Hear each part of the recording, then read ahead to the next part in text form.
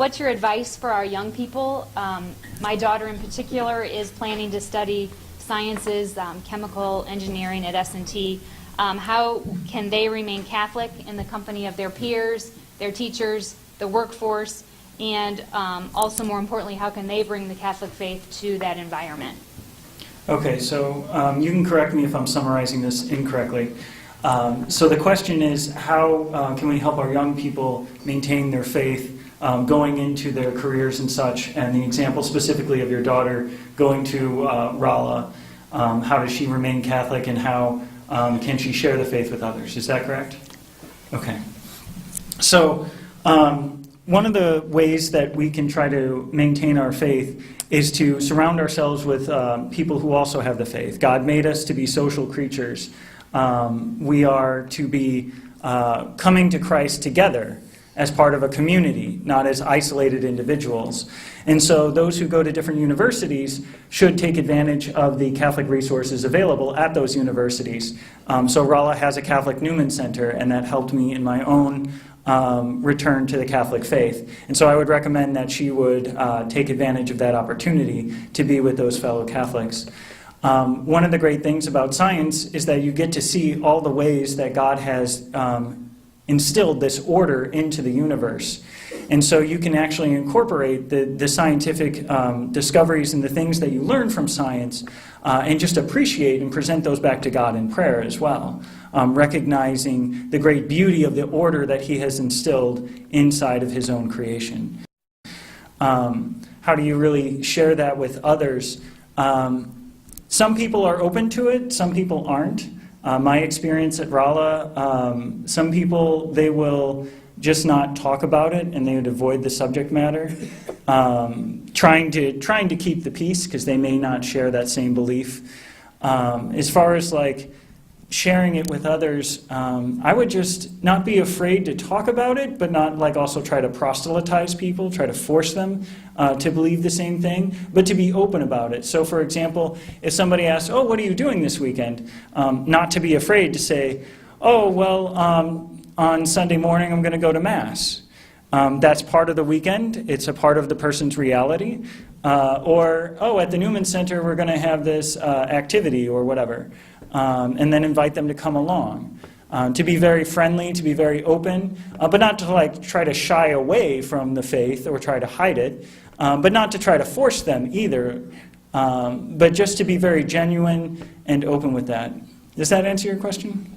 It does, it does. I think that the purpose of this organization is that the sciences tend to sometimes be a faithless environment at some level, and how do we bring the faith and encourage our young generation to bring the faith into the sciences, which is STEM is all over. So the young people are being encouraged to study the sciences, and how do we keep the faith a part of kind of a faithless environment? You have very successfully been able to do that. Okay, so the how do we keep the faith in what seems to be a faithless environment? Where we study the sciences, but the sciences are not presenting the fullness of reality, where they are leaving out certain parts. Well, I would say that would be the place to fill in those certain parts. Like I mentioned before, when we learn things in science, they may appear to conflict with religion, and so a question would arise. Well, not to leave that question open, but to actually find that answer. Like, okay, there appears to be a conflict. Well, let's get this resolved, and not just believe, oh no, there's a conflict, now I have to choose one or the other, but to actually have the two put together to see how they're not actually in conflict, even though they may appear to be. And like I said before, to take those discoveries and realities that we have from science and bring that into prayer as well, recognizing the great order of the universe. Would any of you like to add to that?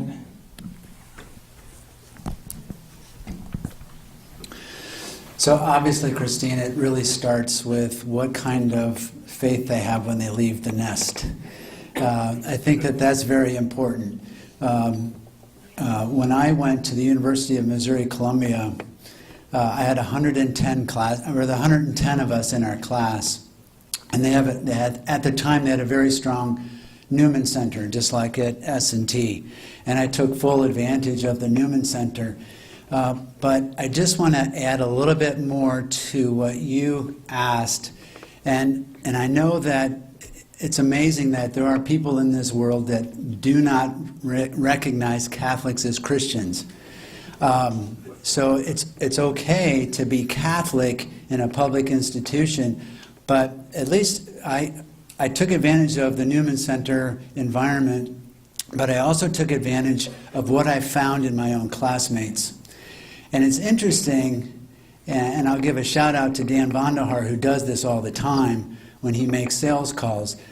You want to have your child keep their antenna up and always be aware of maybe a bookmark or a book or a calendar, or they're wearing a cross for a piece of jewelry or something that might stimulate a potential discussion or a relationship.